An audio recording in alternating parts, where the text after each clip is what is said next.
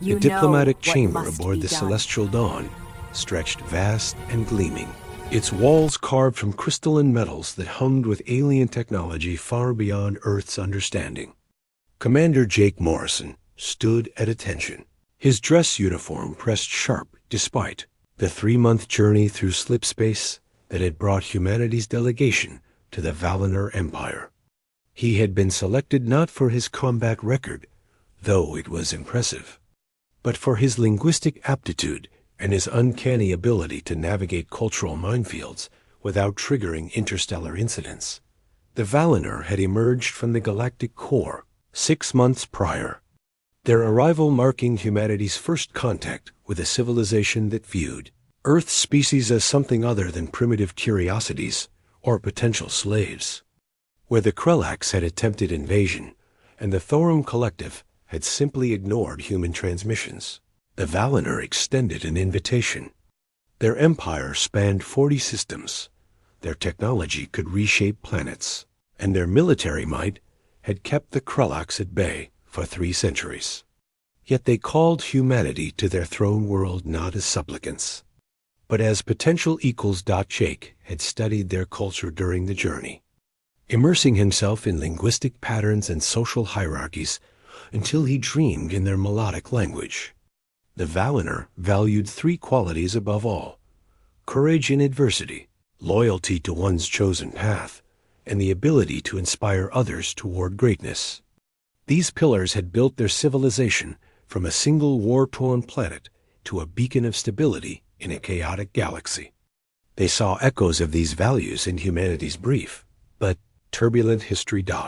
The massive doors at the chamber's far end began to open, their movements silent despite their obvious weight. Jake's heart hammered against his ribs as figures emerged from the corridor beyond. The Valinor delegation moved with fluid grace, their forms humanoid but distinctly alien.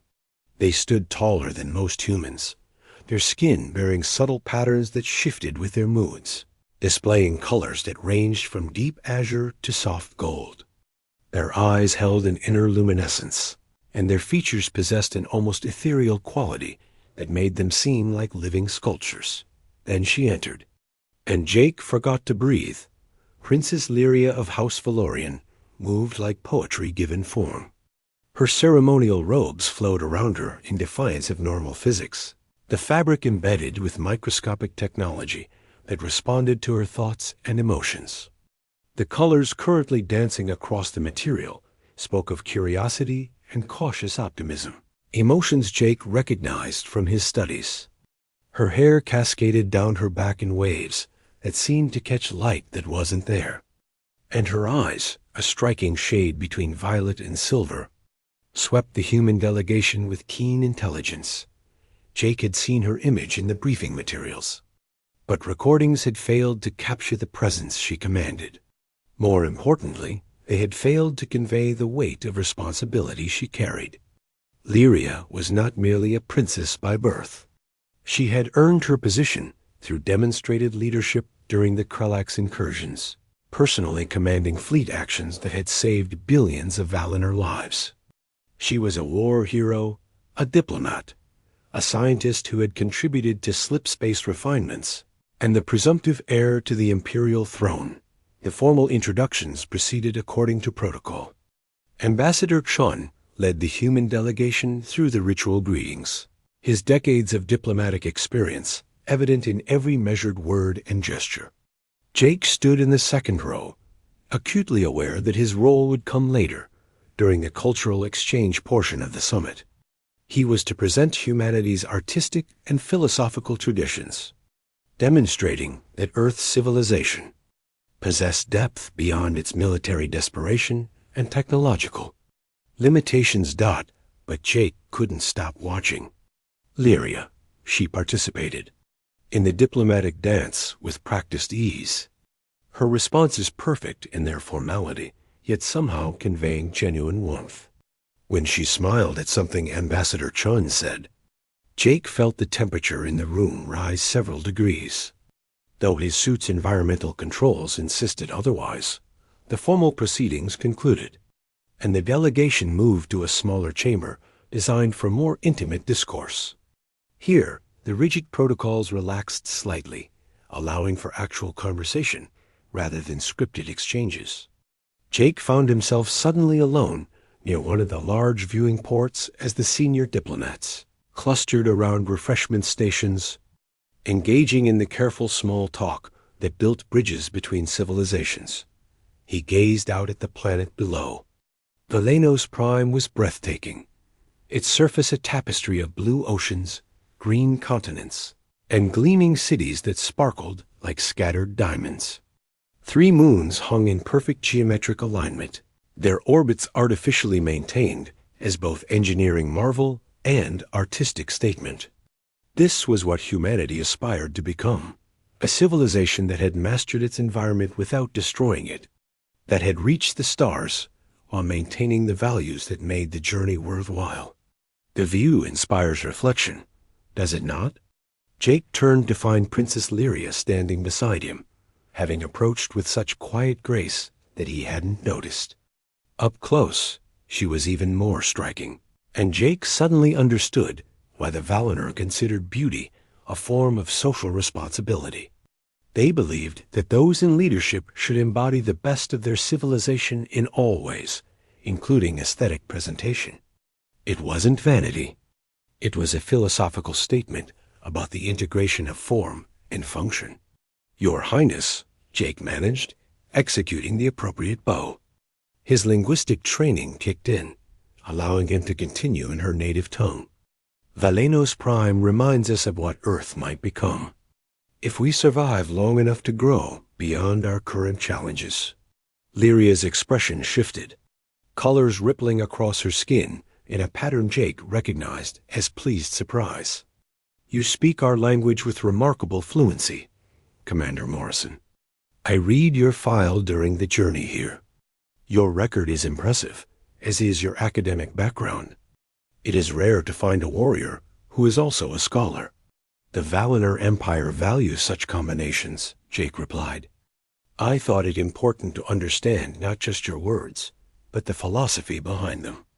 Language shapes thought, and thought shapes civilization." They talked as the formal reception continued around them, the conversation flowing with surprising ease. Lyria was curious about Earth's history, particularly humanity's tendency to overcome impossible odds through sheer determination and improvisation.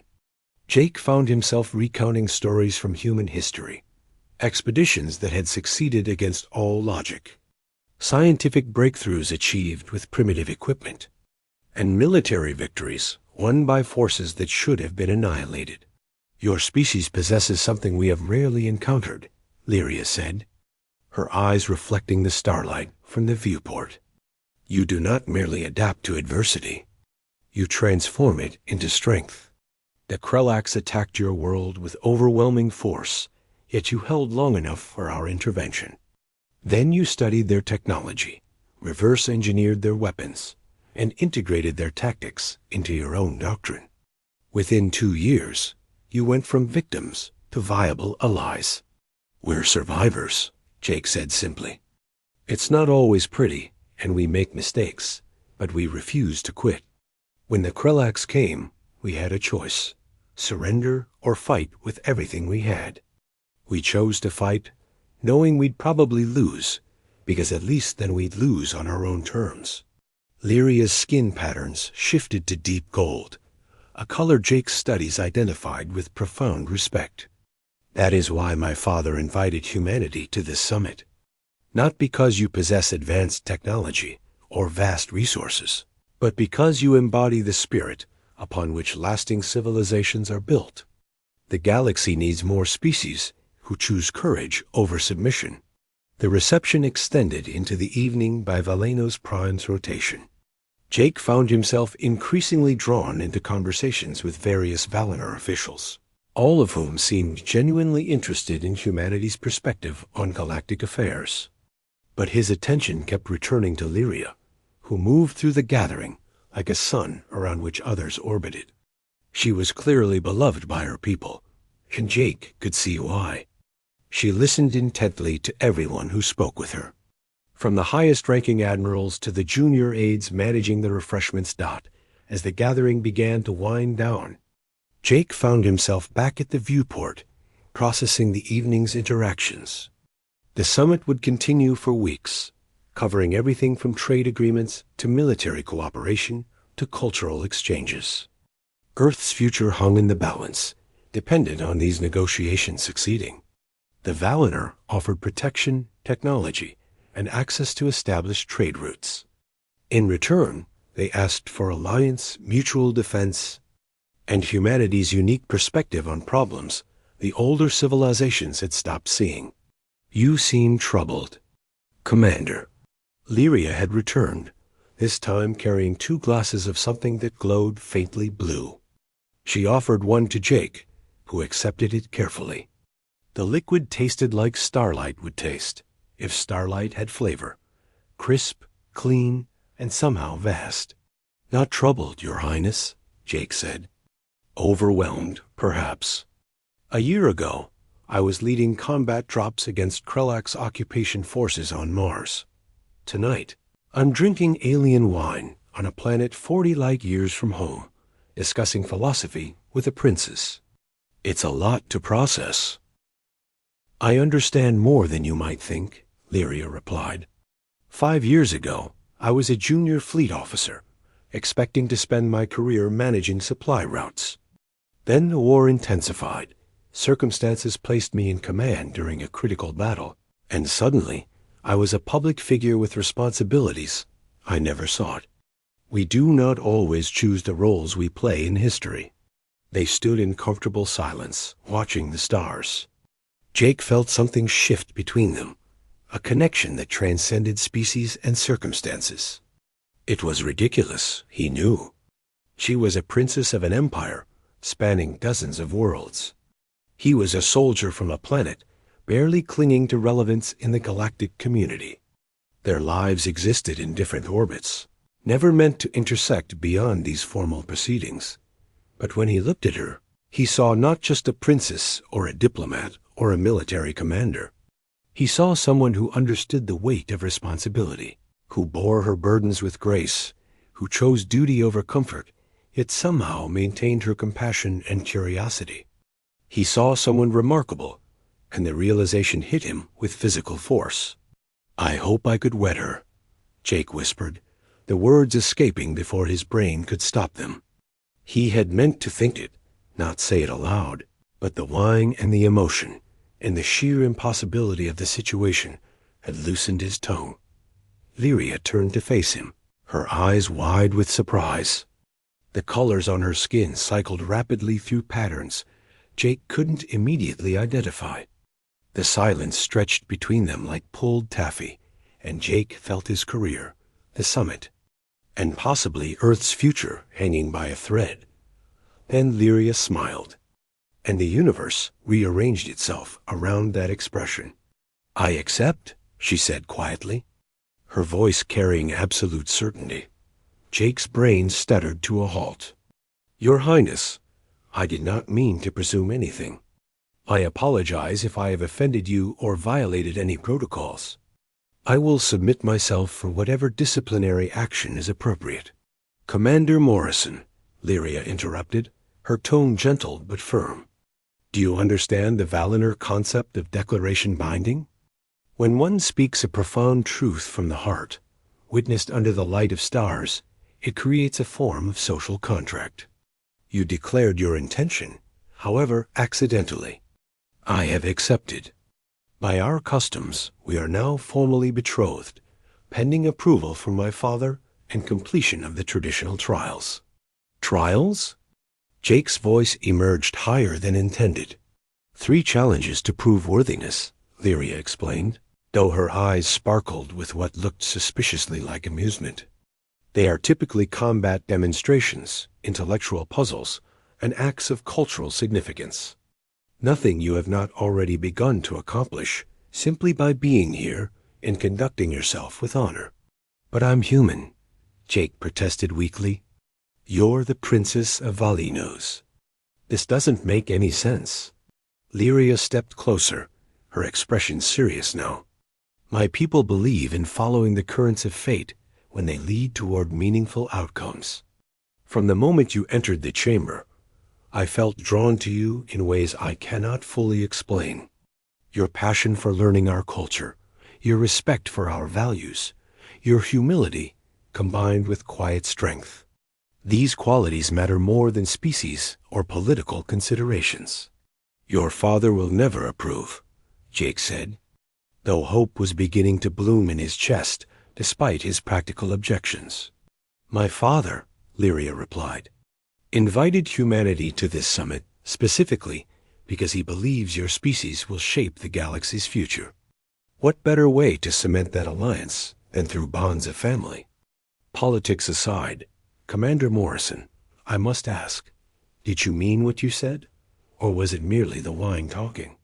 Jake met her eyes, those impossible silver-violet eyes that held galaxies of their own.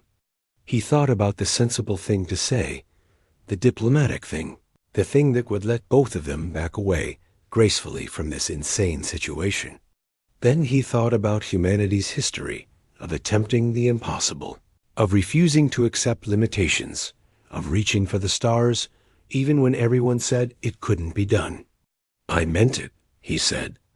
I don't understand it, and I'm terrified of what it means, but I meant every word. You're the most remarkable person I've ever met, human or otherwise. If there's even a chance of building something real between us, I want to take it. Lyria's smile could have powered the ship they'd arrived on. Then we will face the trials together, and we will show both our peoples that the future belongs to those brave enough to embrace it. Word of the betrothal spread through both delegations like wildfire. Ambassador Chun looked simultaneously thrilled at the diplomatic implications and horrified at the breach of protocol.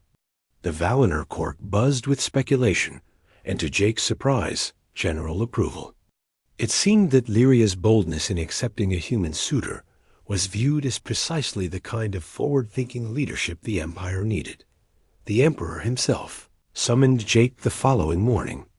The private audience took place in a garden that defied physics, with floating islands of flowers and water features that flowed upward. Emperor Valorian was an imposing figure, his ceremonial robes displaying colors that spoke of power tempered by wisdom.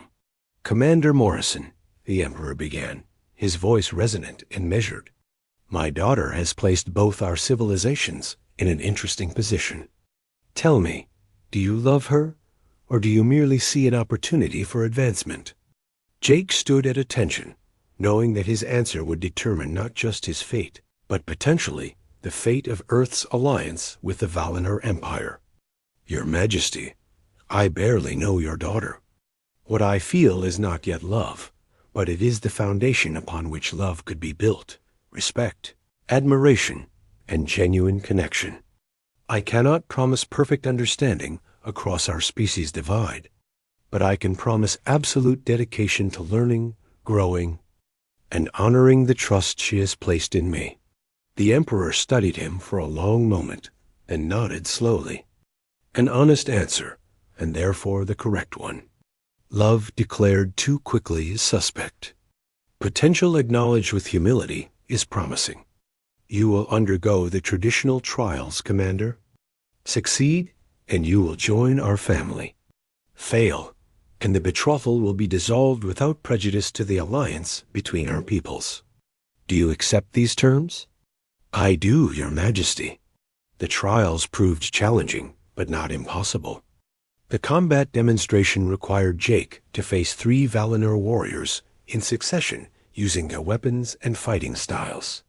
He lost all 3 matches, but impressed the observers with his adaptability and his refusal to yield even when defeat was certain. The intellectual puzzle involved solving a multi-dimensional logic problem that made his head hurt. But his engineering background and human tendency toward lateral thinking allowed him to find an unconventional solution that delighted the academic observers. Cultural challenge required Jake to compose and perform a piece of music that bridged human and Valinor artistic traditions. He spent days working with Lyria, learning the mathematical foundations of Valinor musical theory while teaching her about human emotional expression through melody. The resulting composition was imperfect and probably offended purists from both species. But it moved the court to tears and earned standing ovations. 6 months after that first whispered declaration, Jake and Lyria stood before both their peoples in a ceremony that blended traditions and created new ones. She wore human white. He wore Valinor ceremonial armor. Their vows were spoken in both languages, promising partnership, respect, and dedication to building bridges between their worlds. As they sealed their union with their first kiss, Earth and the Valinor Empire signed formal alliance documents that would reshape the galaxy's political landscape.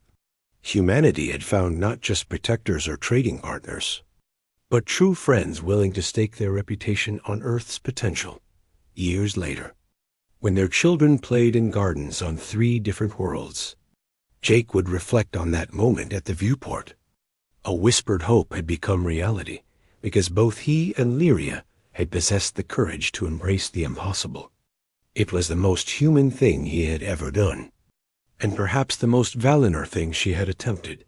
Their story became legend in both civilizations, a reminder that the future belonged to those brave enough to speak their truth, wise enough to listen when it was spoken back, and stubborn enough to make impossible things real through sheer determination and love.